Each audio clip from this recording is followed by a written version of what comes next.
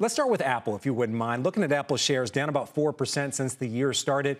The Vision Pro, this announcement, the pre-order, is that a catalyst for this stock to move higher? Is this its next iPhone-like product, or is it a lot of hype in your mind?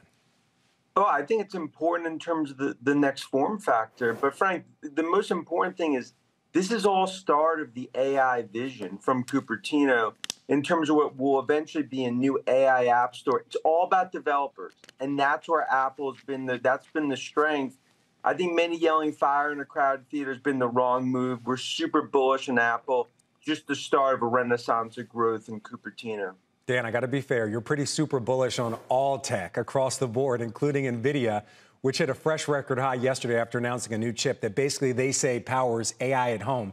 How meaningful is the release of this chip? Is this possibly a catalyst to continue to move that Mag 7 AI trade higher this year?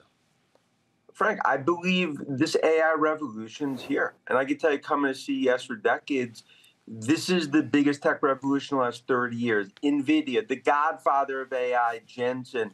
This is just the start of the next stage of AI growth as they move into healthcare and some other, verticals. And I think many are starting to see this AI move. I think it's get out of the popcorn moment just starting for NVIDIA and others such as Microsoft. All right, so you remain bullish on AI. I want to talk to you about EVs, a number of automakers there with some EV news. That's something that just hasn't had a straight up line. It's had some fits and starts.